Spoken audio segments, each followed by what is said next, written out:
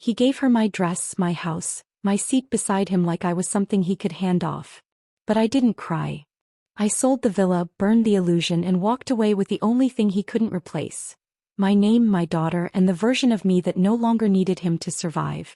There's a special kind of betrayal that doesn't scream when it hits you. It doesn't shout. It doesn't slam doors or throw glass. It just sits there, quiet and smug. Like a woman in your clothes, in your bed, sipping from your favorite wine glass while thanking your husband for the privilege. That's how I found out about the villa. I hadn't been there in months. Too busy overseeing the charity auction in Milan, attending board meetings in New York, keeping my father's legacy alive while Brandon attended to business at home. I wasn't suspicious. Not really. Brandon always made a point of pretending to be grateful for the life my name gave him. Camille Hayes, daughter of Donovan Hayes, the man who practically built the East Coast's real estate empire from sand and stubbornness. It wasn't love that brought us together. It was calculation. Mutual benefit. He wanted prestige. I wanted stability. My father approved. My mother smiled. I wore the ring. He played the role. For a while it worked. Until Emily Knox posted that photo. 9 of them actually. A cheerful collage on her Instagram.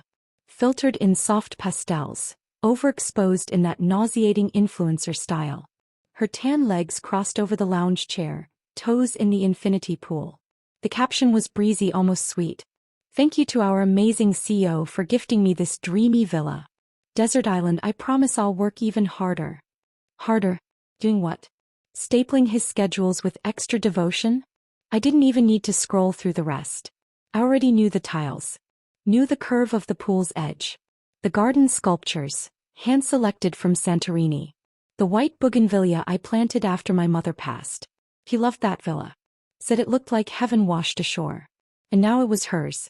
Emily Knox. His executive assistant with the fake laugh, fake lashes, and apparently, a very real key to my property. I might have let it go. I might have told myself it was a misunderstanding. A business retreat. A team reward. Until the housekeeper sent me the photos. The sculptures were smashed. My mother's flowers uprooted and discarded like weeds. My name wasn't even on the mailbox anymore. That was when I stopped being reasonable.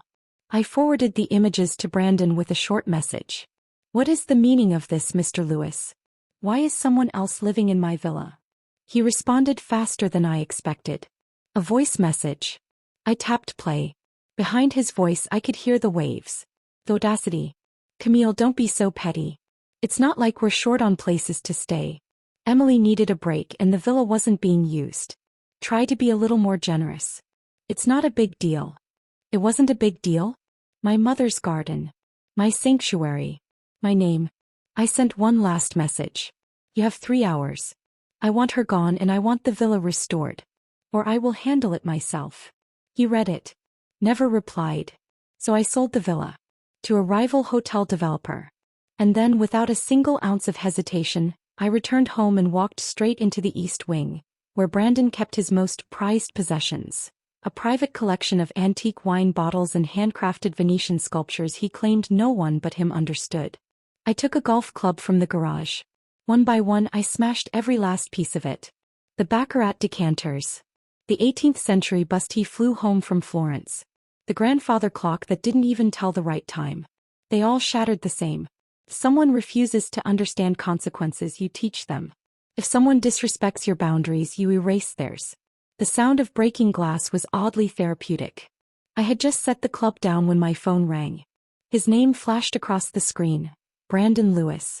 I let it ring once, twice, then answered. His voice was sharp, clipped. Camille, what the hell did you do? Julia, Emily, was thrown out by security. She was crying. Good, I said calmly. Then she probably got the message. You sold the villa? Are you insane? No, I replied. The new owner had only one request. The property be vacated within the hour. I merely passed along the instruction. Silence. You're overreacting, he said finally. You know there's nothing going on between me and Emily. She's just my assistant. Brandon, I said gently. You gave her a property that wasn't yours to give.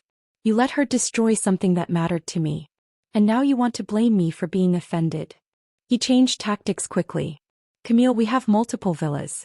Why are you being so stingy? I smiled faintly.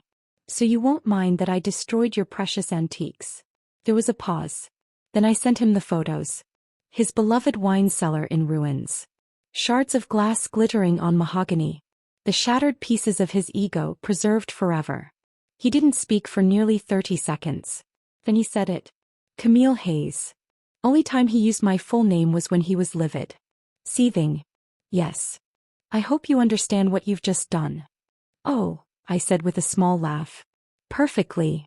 And just so we're clear, if you ever cross a line like this again. Brandon, I cut him off, voice like ice. You lost the right to warn me the moment you handed my life over like a party favor. And then I ended the call. That night, the news of the villa sale spread like wildfire through the inner circles of our city's elite. Emily's post was quietly deleted. So was her job title on the company website. HR had been restructured. Brandon didn't come home. And I didn't wait up. Not because I didn't care, but because I did. Once. And now the part of me that loved him, blindly, obediently, was gone. Cremated like the ruins of our agreement. Our marriage had never been about passion. But it had, at the very least, been about respect. He thought I was incapable of retaliation. He forgot that I wasn't the type to cry. I was the type to burn the battlefield. My phone buzzed again. This time it was a post.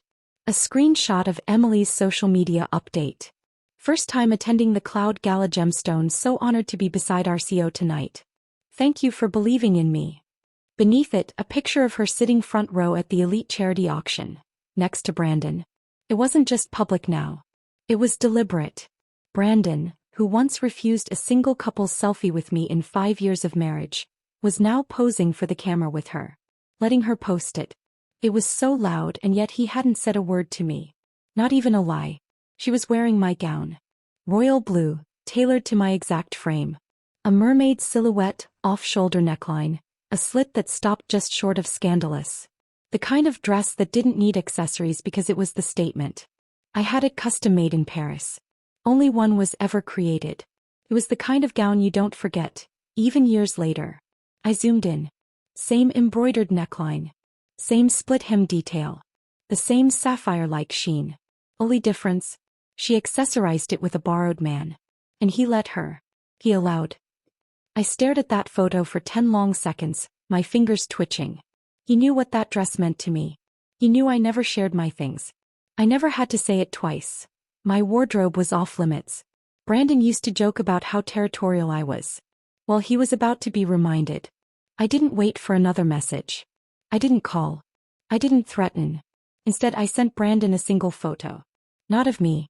Of the wooden box. The one he thought I didn't know about. The one hidden in the third drawer of his private study behind the books he never read. Inside it, a few faded letters, a bracelet made of glass beads, 2 Polaroids, and a pendant shaped like a teardrop. The box belonged to his ghost. Lena. His ex-girlfriend. The one who died suddenly before we met. The one he never spoke about but whose name lingered in his silences. Whose memory he protected like a shrine. Now that I saw it, really saw it, I understood. Emily didn't just look like her. She wasn't a coincidence. She was a reconstruction. That was the final insult. Within seconds my phone rang. Brandon. This time I answered. His voice came through sharp, brittle. Put that down. I didn't reply. Camille, don't touch that box. I traced the lid with my finger. It's funny. I always knew you were chasing something. I just didn't know it was her face. Silence. Camille. I hate when people touch what's mine, I said quietly. And now you know how that feels. His breath hitched. Here's what's going to happen, I continued. You're going to walk up to Emily and tell her to change. There's a lounge on the 2nd floor of the gala venue. She can remove my dress there. Neatly. What? That's absurd. Or I burn this box. While you're on the call. More silence. I could hear the background noise of clinking glasses, distant music, soft chatter. Then came the sound of him walking fast, his breath uneven. You're insane. No, I corrected. I'm done. Then I hung up. Not 5 minutes later, Vivian sent me a flurry of texts. Camille, what did you do? He just dragged her out of the hall. She was crying. Wait. They're back. But Emily is wearing a janitor's uniform. What? I smiled finally. The result was better than I imagined. Later that evening, Vivian sent photos. In the first, Brandon sat expressionless, staring at nothing. Next to him, Emily looked like a child lost in the wrong classroom. Her expensive makeup smudged, her face red from crying, and her gray uniform a stark contrast against the glittering backdrop of the Cloud Gala. In a place where image was everything, she had become the punchline. No one whispered about me anymore. I posted one photo, just one, on my private social feed. A shot of a blue gown crumpled in a trash can, discarded. My caption: "Trash belongs in the trash." Within 5 minutes, it had over 300 likes from industry elites, bored wives, and a few clever media insiders. They all got the message. Everyone did, except Brandon. For the first time in years, Brandon was home before midnight. He didn't slam the door. Didn't stomp through the foyer like he used to when annoyed or bored. He moved like a man trying not to be heard. I watched him from the study window as he stood outside, staring up at the villa like he wasn't sure if he belonged here anymore. Good. Let that confusion settle. Let it dig roots in his spine. He finally stepped inside, quietly shutting the door behind him.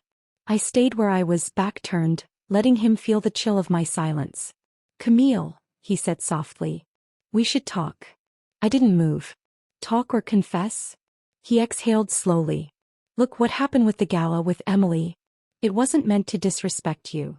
I turned around then. "But it did." He nodded like a child scolded by a teacher. "I know.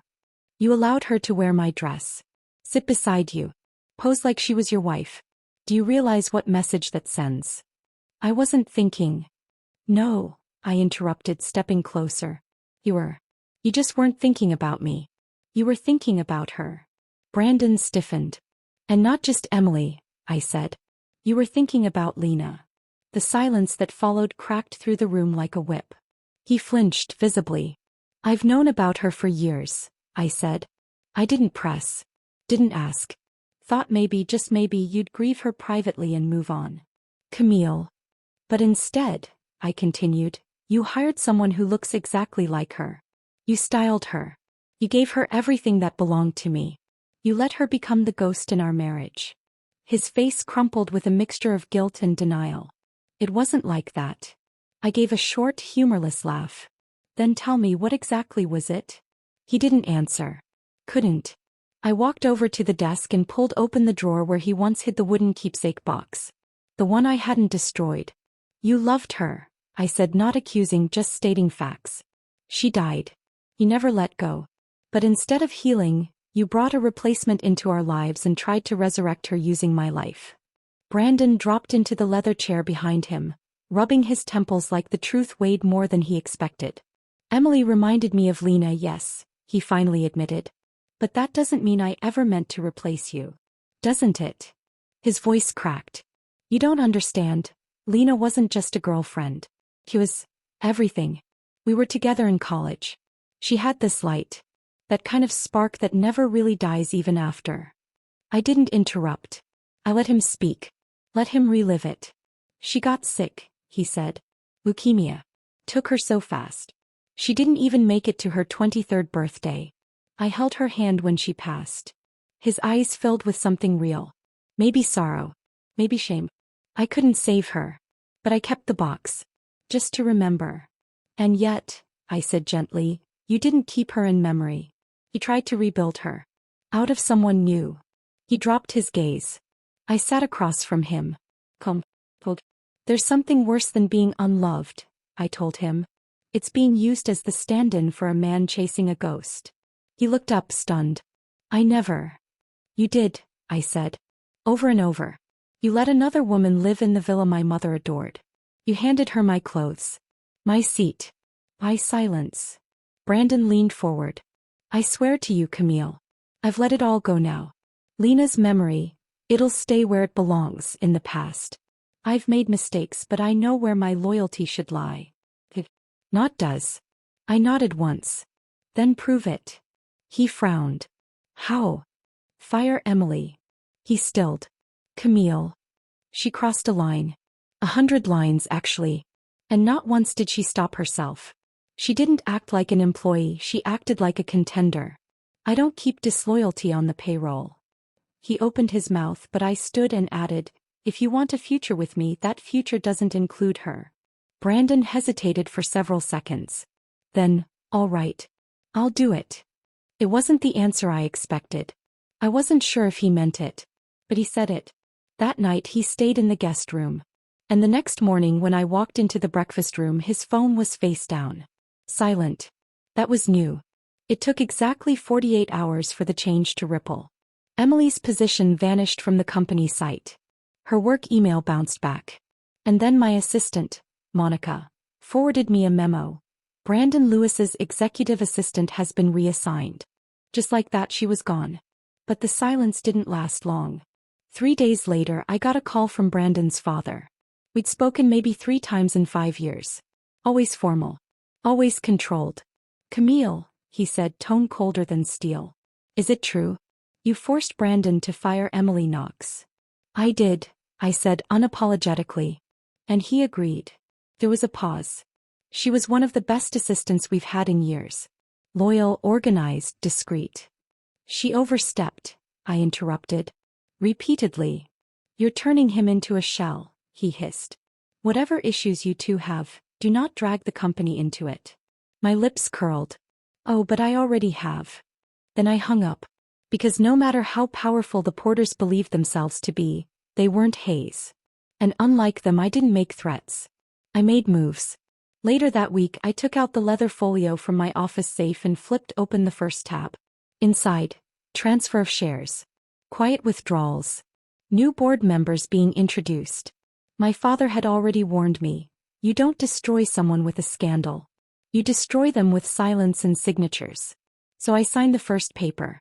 Then the second. And the third. By the time Brandon would realize the foundation was cracked, the roof would already be falling. This wasn't revenge. It was a correction. The day began with something soft. A faint flutter beneath my ribs. Then again, like a tiny knock barely there. I stilled, my hand resting low on my stomach. There it was. The doctor confirmed it within 10 minutes. I was 6 weeks pregnant. Pregnant. The word echoed through me with terrifying clarity. A future suddenly real. Uncontaminated by the rot that had invaded my marriage. I should have felt joy. I should have cried. Maybe I did, just a little. But not for the reasons people expect. I cried because the first person I wanted to tell wasn't Brandon. It was my father. I waited until early afternoon to go to the hospital. Not for an emergency, just my standard monthly checkup. Blood work, diet recommendations, the usual pamphlets no one ever reads. And when I stepped into the main lobby, I was smiling. Genuinely. I was going to be a mother. And I had already made my decision. I was doing it alone if I had to. But fate, cruel, ironic thing that it is, decided to mock me that day. The elevator doors slid open. Brandon stepped out. He didn't see me at first. His eyes were glazed with panic. His jaw tight. He was clutching a phone so hard it looked like he might snap it in half. Brandon, I said. He stopped, turned, and then without warning, he slapped me. The crack of his palm against my face echoed through the hospital corridor like a gunshot. I staggered, stumbled backward, hand flying to my cheek. I couldn't speak. Couldn't breathe. My mind struggled to register what had just happened. Brandon's face was twisted. Rage, heartbreak, something wild. How could you be so cruel? He towered over me, eyes glassy. Julia. Emily, she's in the ICU. Because of you. My voice cracked. What? She tried to kill herself. And you walk around smiling, like none of it matters. I blinked. What are you talking about? I didn't even know. You fired her. Humiliated her. Ruined her reputation. And for what? Because she reminded you of a dead girl. I stepped back. Brandon, stop. But he didn't. He was spiraling. Why did I ever marry someone as heartless as you? He spat. She fought for me. She never mocked my past. She never made me feel like a mistake. I opened my mouth to speak, to scream, to break. But instead I reached into my bag and pulled out the pregnancy report. His eyes didn't even flicker toward it. I didn't hand it to him. I tore it. Right down the middle. Then into quarters. Then eighths. Let him miss it. Let him mourn it later. I knelt to collect the pieces only I would care about and whispered, "You raised your hand at me while I was carrying your child. That's something you don't come back from." Brandon didn't respond. Not really. He just stood there, breathing hard, trembling like a man who'd burned the last bridge and only just realized he was stranded. I packed that night. No theatrics. No speeches. Just a quiet return to my childhood home. My father looked up from his newspaper when I walked in. "You're home early." "I'm staying," I said simply. He stared for a moment. Then nodded once. "I'll have them ready your old room." My mother followed me upstairs not long after, carrying folded towels and her intuition. "Did you two fight?" she asked gently. I shook my head. But my wrist was bruised from where I caught myself against the hallway rail. She noticed. She reached out slowly, held my arm, turned it gently and said nothing. Her silence was heavy with unasked questions.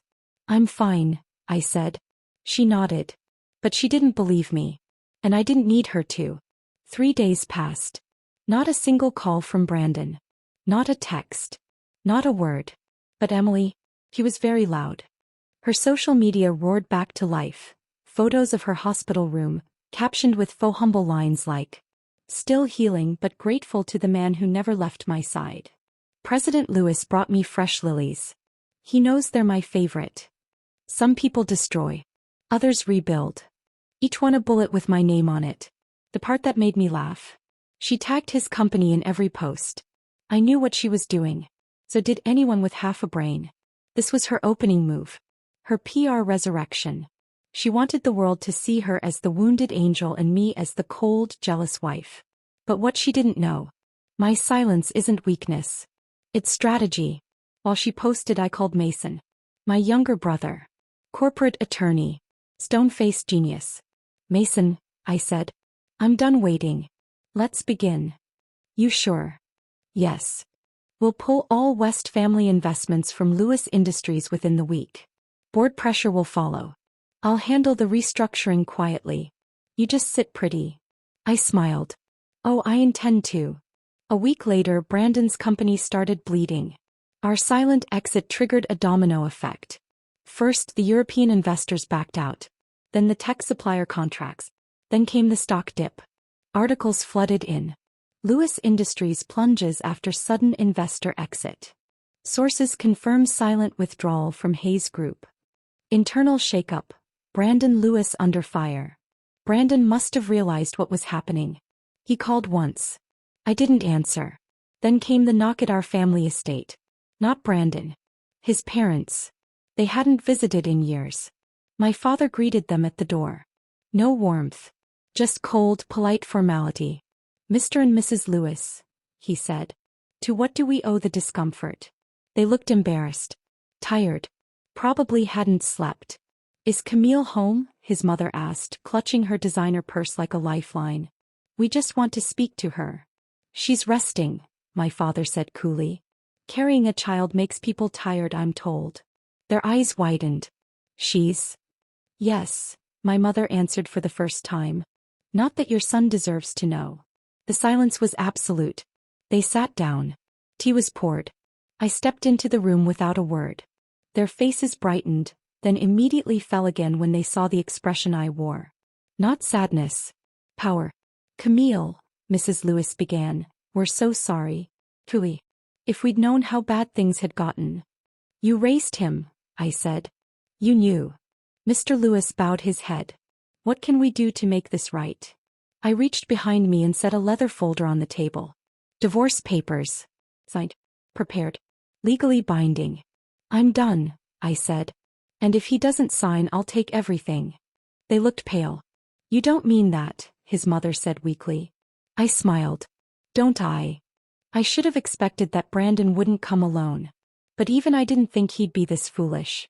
When the front gates opened and the Lewis family's luxury car pulled up, my father and I stood on the veranda, quiet, composed. The morning sun cast long shadows over the stone columns. Brandon stepped out first. Disheveled but still trying to look composed. His tie hung loose. His jaw was tight. And clinging to his sleeve, wearing a pale silk blouse and a carefully rehearsed look of innocence, was Emily Knox. My mother took one look and quietly left the porch. My father didn't. He stepped down the stairs slowly, like a lion deciding whether the threat in front of him was worth the effort of mauling. Brandon didn't notice. Emily did. She hesitated on the second step, instinctively leaning into Brandon like a frightened little girl hiding behind her favorite toy. But that act might have worked in his boardroom. Not here. Not in my house. Mr. Lewis trailed behind, silent and visibly stressed. His wife clutched her handbag like it was a life vest. Both parents knew they could feel it. This wasn't a negotiation. This was a reckoning. Brandon walked up and cleared his throat like a man about to deliver a speech. He didn't get the chance. Slap. My father's hand connected with Brandon's cheek so hard the sound echoed across the marble like a gunshot. Brandon's head jerked sideways. His hand flew to his face. "You ungrateful little bastard," my father said calmly. "You dare bring her to my home?" "Dad," Brandon started. Slap. This one landed on the other cheek. "You shame not only your name but hers," he growled, gesturing toward me. "And you still have the audacity to show up here with your mistress like it's a red carpet event?"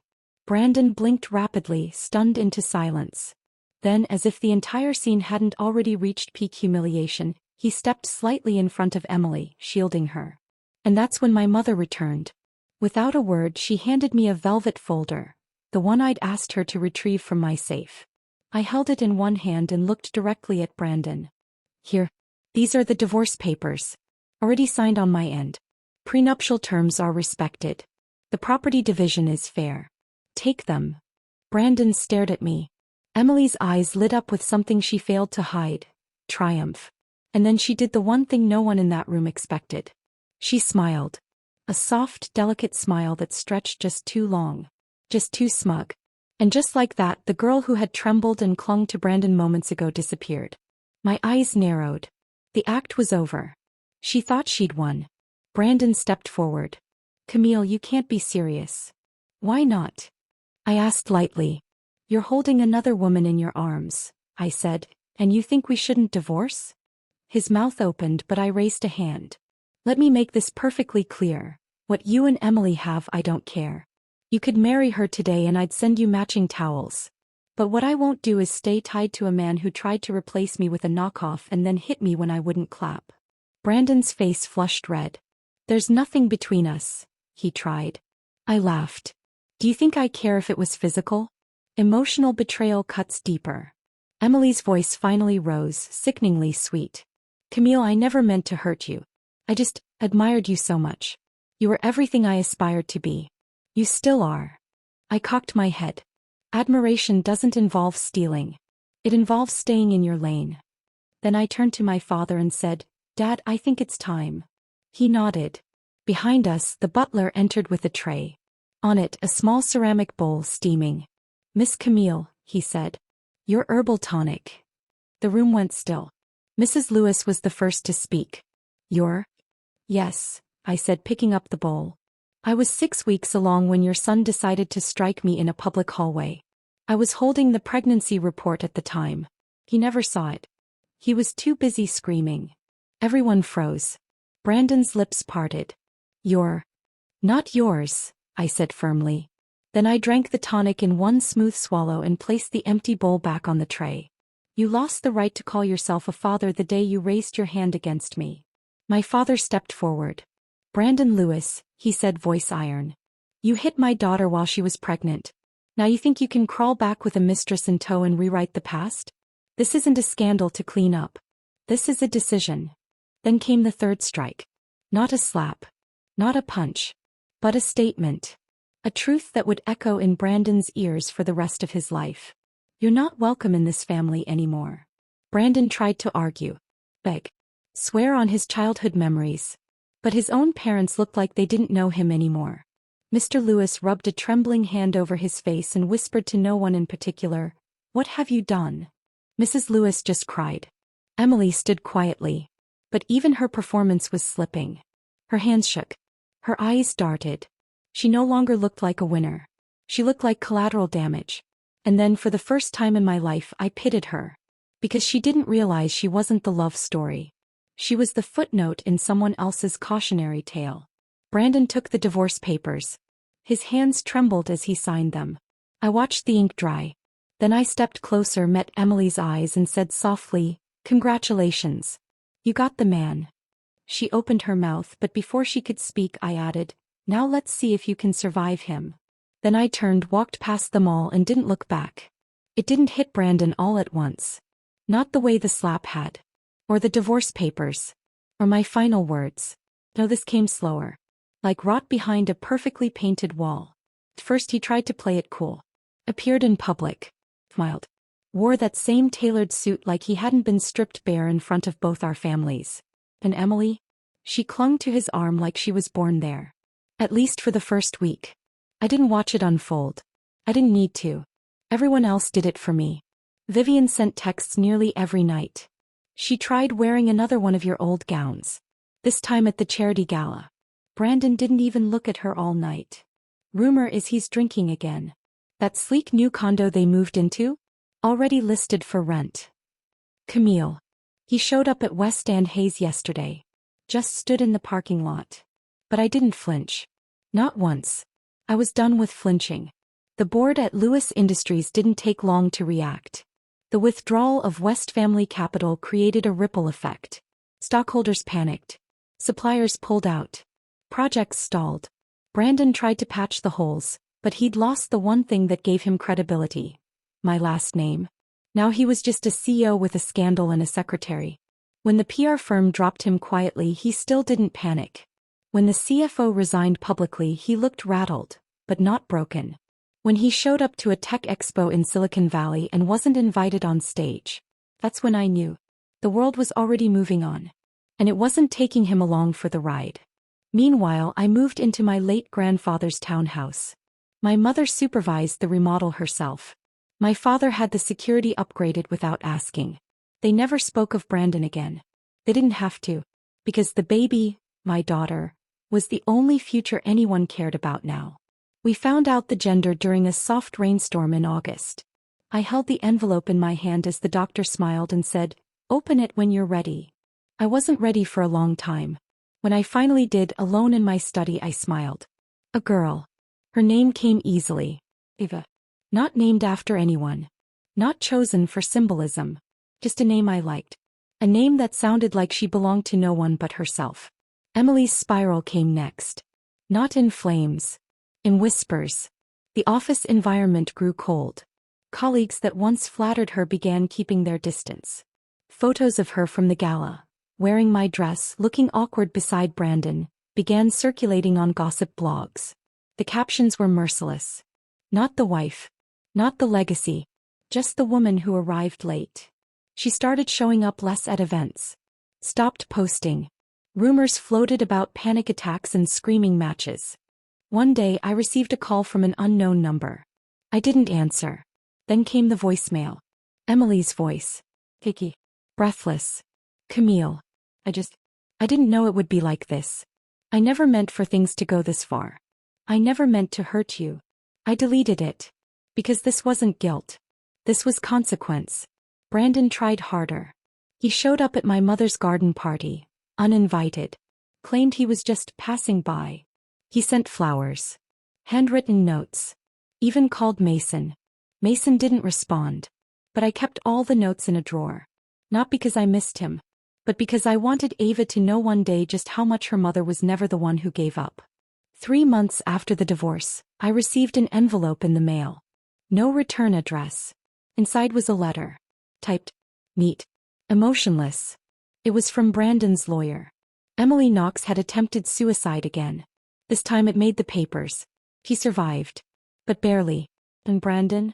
He blamed me. Because that's what cowards do when the mirror gets too clear. Vivian sent me the article. Then added, "Camille, you were always the storm." She was never ready for the rain. I replied, "She stepped into the flood." That was her choice. There's a kind of silence that creeps in when people realize the woman they discarded isn't gone, just evolving. I didn't make any grand speeches. I didn't go on interviews or pen heartbreak columns, or update my social media with dramatic quotes in cursive fonts. I just kept moving.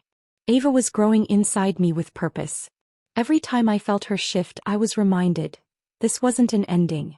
It was a start. And nothing fuels a new beginning like watching the past disintegrate in real time.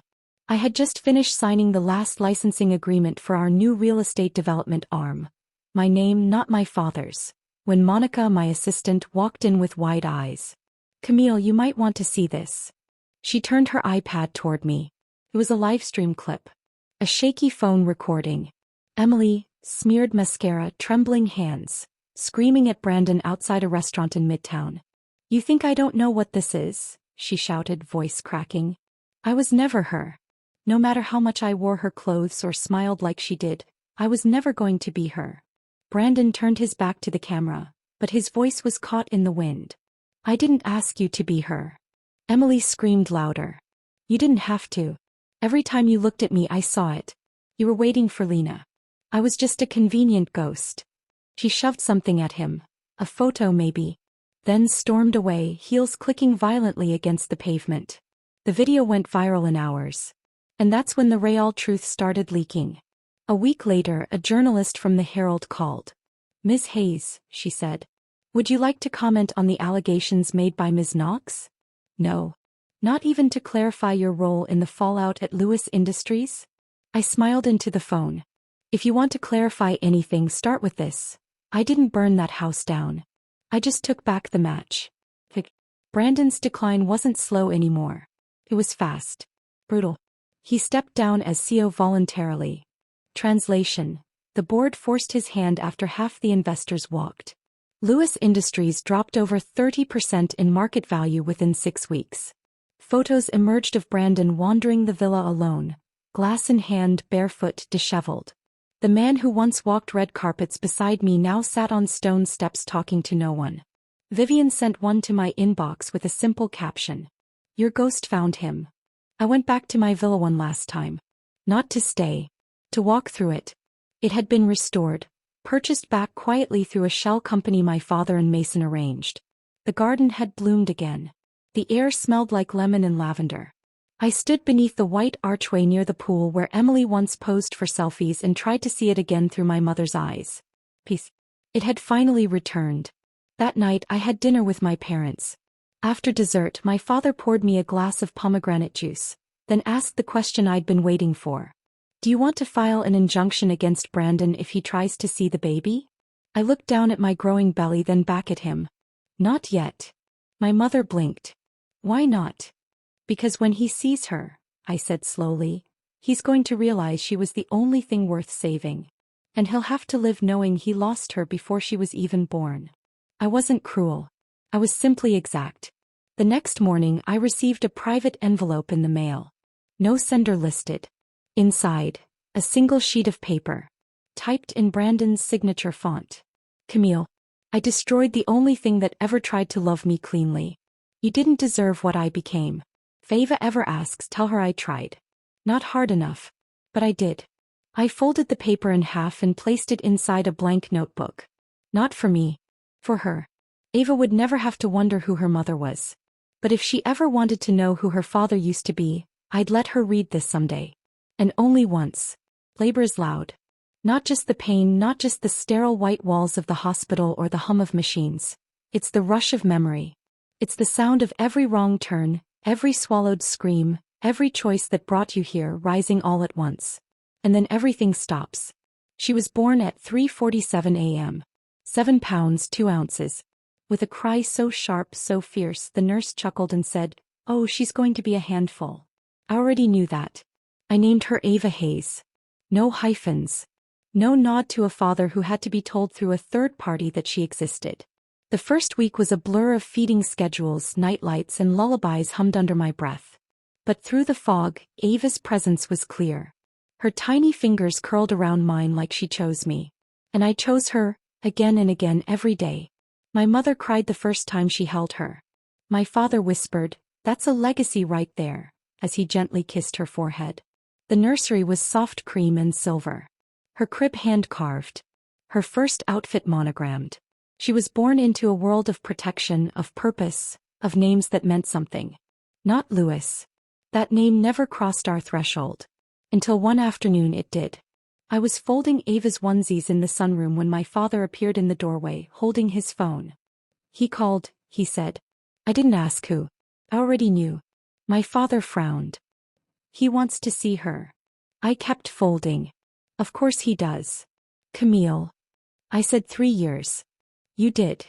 And until then he gets nothing. Not a picture. Not a word. What he gets now is silence. My father nodded, then placed the phone on the console table and walked away.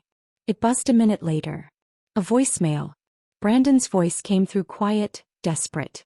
Camille. I heard she's here. I don't expect forgiveness. I wanted to say congratulations. And if she ever wants to know me, I'll be here. Waiting. I deleted it. 3 years passed faster than I expected. Ava grew into a sharp-eyed, spirited girl. Wild curls. Curious questions. A stubborn tilt of her chin that everyone swore she got from me. She loved puzzles, hated naps, and insisted on carrying her own tiny handbag into every room like she had meetings scheduled. At night, I'd read to her from classic fairy tales. At breakfast, she demanded grown-up coffee, warm milk in a porcelain cup. She had a favorite flower, a favorite chair, and an uncanny ability to sense when people weren't being honest. She's got radar, Vivian once said. Oh, she had memory. Inherited. When she turned 3, my mother gently reminded me. The rule you set, he's allowed to visit now. I said nothing. That same day I received a call. The Lewis family had arranged a polite, supervised meeting. Their estate neutral ground. I didn't go. But Ava did. With my parents. I watched from the car as they led her through the front gates. Her tiny hand clutched my mother's fingers. She wore a pale blue dress and a headband with a satin bow. She didn't look back. But I saw the tilt of her chin as she walked. Just like mine. That evening my father returned first. She did well, he said. And him. He paused. Didn't say a word for the first 5 minutes. Just stared at her. And Ava. She stared right back. He smiled faintly. Then said something. I raised a brow. What? She said, Mom says when someone does something wrong they have to face the consequences. So I can't call you Dad. I blinked. He nodded. Word for word. That night I lay beside her while she slept. Her breath was even. Her hand wrapped tightly around her favorite plush lion. She didn't need to be taught strength. She was born from it. And I, for the first time in years, felt weightless. Brandon came by a few more times after that. Always quiet. Always watching from the fence. He never crossed it. Never asked again. Because he knew what I knew. Some things you lose by choice. Some things you lose by mistake. But the worst are the things you had and broke and watched walk away without turning back. Brandon was fading. Not in headlines or market value. Those had vanished long ago. No, this was different. He was fading in the way that haunted people do. Walking through life like they're trying to catch a shadow they mistook for light. Reaching for things that were never theirs to begin with. Word reached me through Vivian as always. He's drinking more. Stopped going into the office completely. They say he spends his afternoons on the back veranda, muttering to himself. I didn't ask for the details. But they came anyway. He keeps asking for Lena. That name. That ghost. That impossible moonlight of his memory. I should have felt vindicated. Instead I felt nothing. The anger had dried up months ago. The bitterness too. What was left was a distant kind of clarity, like looking through a window into a house he used to live in. Emily tried to hold on, but the cracks in her foundation had grown too deep. She moved out quietly, slipping from the public eye with no final selfie, no last-ditch post to save face. Just silence. Until one day I received a parcel. No return address. Inside I found a flash drive and a note with her unmistakable loopy handwriting. Camille, I don't deserve your time. But you deserve the truth. I'm sorry. Emily. I stared at the drive for a long time. Then plugged it in. There were 3 folders. One labeled Lena. One labeled Brandon. And one called Us. I opened the first. Dozens of photos. Screenshots of text conversations. Voice recordings. Financial transfers. Lena hadn't died. She'd faked her illness. Left the country. Returned years later under a different name. She'd reached out to Emily, deliberately, after discovering Brandon's marriage to me. She coached Emily. Shaped her. Told her how to act. What to wear. How to smile like she used to. What words to use when Brandon looked like he was slipping. And Emily, young, ambitious, directionless, became her pawn. Their goal? Not love. Not reconciliation. Revenge. Brandon had ruined Lena's life once. She wanted to ruin his carefully rebuilt illusion in return. And I was just the collateral damage. I closed the laptop and sat in the stillness. It wasn't rage that bloomed in my chest. Not betrayal. It was clarity. The woman Brandon had destroyed me for was never really herself. And Emily, the woman who wore my dresses posted from my villa, posed in my chair, she never stood a chance. She wasn't loved. She was used. Just like I had been. Brandon called the next day. I didn't answer. He called again the day after that. Then came the text. "Cole, I need to see you. Please. One last time." 3 hours later, my car pulled up outside the ruins of what used to be our house. The beachside villa. The one I sold. Then bought back. Now it sat quiet and restored, owned by me alone, lived in by no one. Brandon sat on the stone steps, barefoot, hair unkempt. A half-empty bottle of scotch beside him. He looked up as I approached. "You came," he said, voice rasping like it hadn't been used in days. "I didn't come for you," I replied. "I came for closure." He smiled. Weakly. "You always were better at finishing things than I was." I didn't reply. He gestured to the bottle. "Want some?" "No." "Right. You don't drink cheap anymore." "No," I said. "I just don't drink with men who raise their hands." That shut him up. For a moment at least. Then he said, "I saw Ava last week. At the park. She looks like you. She is me. And better." His eyes shimmered. "She doesn't even look at me. She shouldn't." Silence again. Then he whispered, "Emily's gone."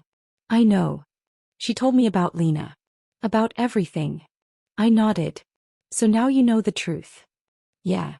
He swallowed. "I hurt you because I couldn't let go of a woman who never loved me. Then I let another one destroy you trying to become her." "You didn't destroy me," I said. "You freed me." His eyes lifted. "Do you hate me?" "No," I said simply. "I don't think about you enough to hate you." He laughed brokenly. "Camille," he said, voice cracking, "do you think, if I had chosen differently, would we have made it?" I stared at him for a long time. Then I leaned down, brushing a stray leaf off my coat. "You didn't lose me because you chose wrong," I said. "You lost me because you made the right choice and didn't value it until it was gone." And then I left. Without goodbye. Without looking back. Brandon was fading. Not in headlines or market value. Those had vanished long ago. No, this was different. He was fading in the way that haunted people do. Walking through life like they're trying to catch a shadow they mistook for light. Reaching for things that were never theirs to begin with. Word reached me through Vivian as always. "He's drinking more. Stopped going into the office completely. They say he spends his afternoons on the back veranda, muttering to himself." I didn't ask for the details. But they came anyway. "He keeps asking for Lena." That name. That ghost. That impossible moonlight of his memory. I should have felt vindicated. Instead I felt nothing. The anger had dried up months ago. The bitterness too. What was left was a distant kind of clarity, like looking through a window into a house he used to live in. Emily tried to hold on, but the cracks in her foundation had grown too deep. She moved out quietly, slipping from the public eye with no final selfie, no last-ditch post to save face. Just silence. Until one day I received a parcel. No return address. Inside I found a flash drive and a note with her unmistakable loopy handwriting. "Camille, I don't deserve your time. But you deserve the truth. I'm sorry. Emily." I stared at the drive for a long time. Then plugged it in. There were 3 folders. One labeled Lena. One labeled Brandon. And one called Us. I opened the first. Dozens of photos. Screenshots of text conversations. Voice recordings. Financial transfers. Lena hadn't died. She'd faked her illness. Left the country. Returned years later under a different name. She'd reached out to Emily, deliberately, after discovering Brandon's marriage to me. She coached Emily. Shaped her. Told her how to act. What to wear. How to smile like she used to. What words to use when Brandon looked like he was slipping. And Emily, young, ambitious, directionless, became her pawn. Their goal? Not love. Not reconciliation. Revenge. Brandon had ruined Lena's life once. She wanted to ruin his carefully rebuilt illusion in return. And I was just the collateral damage. I closed the laptop and sat in the stillness. It wasn't rage that bloomed in my chest. Not betrayal. It was clarity. The woman Brandon had destroyed me for was never really herself. And Emily, the woman who wore my dresses posted from my villa, posed in my chair? She never stood a chance. She wasn't loved. She was used. Just like I had been. Brandon called the next day. I didn't answer. He called again the day after that. Then came the text. "Cole, I need to see you. Please. One last time." 3 hours later, my car pulled up outside the ruins of what used to be our house. The beachside villa. The one I sold. Then bought back. Now it sat quiet and restored. Owned by me alone, lived in by no one. Brandon sat on the stone steps, barefoot, hair unkempt. A half-empty bottle of scotch beside him. He looked up as I approached. "You came," he said, voice rasping like it hadn't been used in days. "I didn't come for you," I replied. "I came for closure." He smiled. Weakly. "You always were better at finishing things than I was." I didn't reply. He gestured to the bottle. "Want some?" "No." "Right. You don't drink cheap anymore." "No," I said. "I just don't drink with men who raise their hands." That shut him up. For a moment at least. Then he said, "I saw Ava last week. At the park. She looks like you. She is me. And better." His eyes shimmered. "She doesn't even look at me. She shouldn't." Silence again. Then he whispered, "Emily's gone." "I know. She told me about Lena. About everything." I nodded. "So now you know the truth." "Yeah." He swallowed. "I hurt you because I couldn't let go of a woman who never loved me. Then I let another one destroy you trying to become her." "You didn't destroy me," I said. "You freed me." His eyes lifted. "Do you hate me?" "No," I said simply. "I don't think about you enough to hate you." He laughed brokenly. "Camille," he said, voice cracking, "do you think, if I had chosen differently, would we have made it?" I stared at him for a long time. Then I leaned down, brushing a stray leaf off my coat. "You didn't lose me because you chose wrong," I said. "You lost me because you made the right choice and didn't value it until it was gone." And then I left. Without goodbye. Without looking back. It was a Thursday afternoon. Clear skies. Ava's 4th birthday. She ran barefoot across the garden, curls bouncing, her laughter skipping across the breeze like music no composer could write. My mother had baked her favorite cake, lemon with lavender frosting. My father sat by the pond reading one of Ava's storybooks out loud, exaggerated voices and all. There was peace. And it had been earned. Everything was exactly as it should have been. Until the gate bell rang. I didn't check the camera. I didn't have to. Vivian stepped out onto the patio, her voice unusually cautious. "It's Brandon. He's alone. Says he just wants to talk to her. Just once." I looked toward the garden. Ava was twirling in her party dress, feeding petals to her stuffed lion and insisting he was on a royal diet. I stood. "Let him in. But only to the stone path. He doesn't get the grass." Brandon walked in with hands in his pockets, looking 10 years older. Hair grayer. Shoulders smaller. Eyes less hollow. "Hi," he said quietly. I gave a short nod. He looked over to where Ava played. "She's beautiful." "She's mine," I replied. He didn't argue. He stood in silence for a long moment, then crouched just short of the grass, unsure if she'd even notice him. She did. Her eyes flicked up. She studied him like she was inspecting something unfamiliar. Finally, she stood, brushed imaginary dust from her skirt, and marched toward him with the same authority I'd seen in boardrooms. She stopped a few feet away. "Are you Brandon?" she asked, like she'd heard the name whispered before. He swallowed. "I am." "You're my daddy, right?" He blinked. "Yes. If you want me to be." She tilted her head. "Mom said you made her sad." He nodded slowly. "I did. Mom said when someone breaks something it stays broken." He inhaled sharply. "Sometimes. That's true." She looked at him with her big, unblinking eyes. "So why are you here?" Brandon knelt down eye level with her. "Because I wanted to say I'm sorry. And that I hope someday maybe you'll let me know you. Ava turned and walked back to the rose bush. Picked one. Then walked back and placed it gently on the stone path between them. You can look, she said. But you don't get to stay. Then she turned and walked away. And I swear I watched a man shatter in real time without screaming, without collapsing. Just a slow, quiet breaking. He stood up, turned to me. I never expected anything else, he said. I nodded. He started to leave. Then stopped. Camille. Yes. Thank you for raising her into someone I don't deserve. I didn't say you're welcome. I just stood there. Because that was enough. That evening, after the guests left and Ava was tucked into bed surrounded by her jungle of plush animals, I sat by the window with a glass of jasmine tea. My phone buzzed once. A text from Mason. Brandon resigned from all remaining board positions. Went completely silent. Sold his shares last week. No press. No drama. Just vanished. I replied, good. Let ghosts stay ghosts. Years passed. Ava grew. She never asked about Brandon again. But one night when she was 7, she climbed into bed beside me and asked, did you love him? I paused. Then answered honestly. I loved the version of him I believed in. But some people only love you when you let them break you. She nodded slowly. Then curled into me. And whispered, I'm glad you didn't stay broken. So was I. People asked me eventually why I never remarried.